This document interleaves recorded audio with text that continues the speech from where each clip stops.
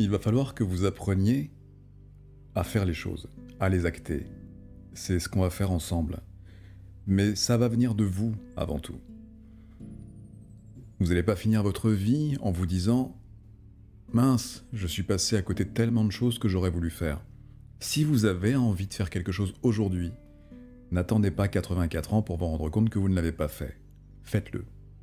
Faites-le aujourd'hui. Je vais rien inventer, la vie est courte. Elle n'est pas aussi longue que ce qu'on croit être. Ce temps qui passe, là, on considère, avec toute relativité, on le considère long. Parce qu'il y a des années, des années, des années. Mais la vie est courte, en fait. Elle est éphémère. Cette existence que nous passons sur cette petite planète est éphémère. En tout cas, sous cette forme-là. Et si vous êtes là pour vivre des choses, et si vous avez envie de les vivre, vivez-les à fond. Avec le respect des autres, bien évidemment, il faut respecter son prochain et la nature qui nous donne justement la possibilité de vivre ici. C'est cette nature, c'est cette énergie qui nous donne la possibilité de vivre et d'expérimenter. Comprenez bien ça. Je vais vous raconter une petite anecdote.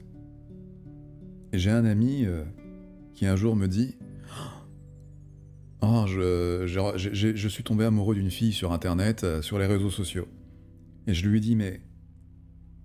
Ah bon, mais qu'est-ce que tu as fait ?»« Bah rien. » Il me répond « Rien, j'ai rien pu faire. On est rentré en contact, elle et moi, et puis ben, j'ai trouvé que c'était très sympathique. Je lui écris, elle me répond, mais j'en ai pas dit plus parce que j'ai pas envie d'être face à une réponse négative de sa part. J'ai peur de mal me comporter, j'ai peur d'être mal jugé, j'ai peur... Mais fais quelque chose. Alors, oui, il avait peur d'être politiquement pas correct. Aussi. Mais qu'est-ce qui est politiquement correct aujourd'hui ? Regardez autour de vous, qu'est-ce qui est politiquement correct ? Pas grand-chose. Plus on avance dans cette espèce d'euphorie bizarre, moins nous sommes libres d'être qui nous sommes. En société, je parle. Alors, arrêtez, prenez les choses en main. Vous êtes tombé amoureux ou amoureuse, dites-le. Vous êtes tombé en amour, dites-le. Parce que cette personne-là, à qui vous n'avez rien dit, avec qui il y a eu un contact, il y a eu un feeling extraordinaire, il y a eu une connexion, il y a quelque chose qui s'est passé, chez vous, mais peut-être chez elle aussi. Et tant que vous ne lui direz pas, elle ne le saura pas. Il ou elle, hein, mais je parle de cette personne, elle ne le saura pas. Et vous allez macérer dans votre bêtise de ne pas avoir osé acter et dire les choses. Du moins, donner du moins quelques indices qui pourraient clairement lui expliquer et lui expliciter que vous êtes en phase avec cette personne-là, que vous sentez quelque chose et que vous avez envie d'aller plus loin. Il faut simplement le faire. Arrêtez d'avoir peur d'être mal jugé. Arrêtez d'avoir peur. Arrêtez d'avoir peur de ne pas être politiquement correct. Moi-même, je suis passé par là. J'ai pendant longtemps, et d'ailleurs à mon grand désarroi, pendant longtemps je me suis auto-saboté. Je le fais, hein, ça m'arrive encore peut-être parfois. Ça nous arrive à tous, parce qu'en fait on est noyé dans toutes ces normes et tous ces codes, et ça nous travaille intellectuellement, même viscéralement. Donc ça nous arrive. Mais faut sortir de là. Quand vous avez un truc à dire, dites-le. Respectez les autres, bien évidemment, mais quand vous avez un truc sur le cœur, transmettez-le. Vous avez de l'amour à donner à quelqu'un, mais dites-le lui. N'attendez pas que ce soit trop tard. Parce que, je reviens sur l'exemple de mon ami, il aurait voulu faire quelque chose. Ça le prenait aux tripes. Il en était malade. Il se réveillait le matin avec cette image de cette personne, il se réveillait avec une sensation d'être connecté à elle, et il ne faisait rien. Ça lui bouffait beaucoup de temps et d'énergie dans ses journées. Et il ne faisait rien qui puisse donner un indice à cette jeune femme qu'il y avait quelque chose entre eux qui se passait.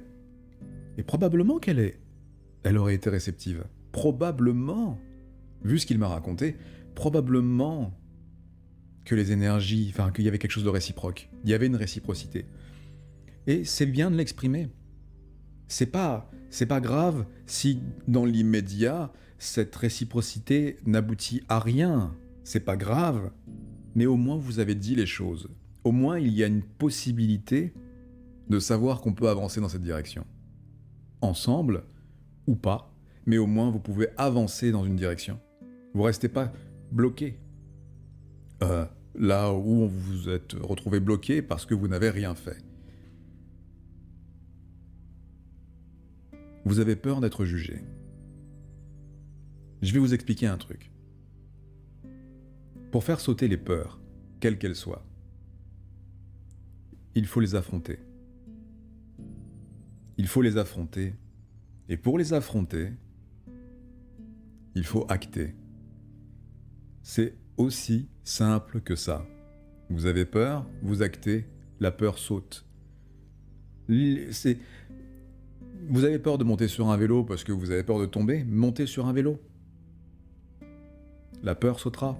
Il faudra pédaler, il faudra donner 2-3 coups de pédale, il faudra être vigilant sur l'équilibre que vous allez vous accorder pour pouvoir tenir sur le vélo le temps de quelques mètres. Mais c'est bon, une fois que vous avez fait vos quelques mètres, la peur de remonter sur le vélo sautera. Quand vous avez peur de parler à quelqu'un, parlez-lui.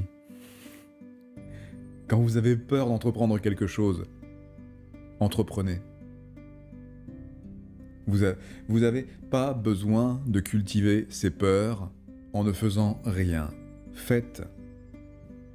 Je vous encourage à ça. Je vous le dis, je vous le répète, et tout ce que je vous raconte là est tiré de ma propre expérience, de ma propre expérimentation. Je ne vous dirai pas tout ça sinon.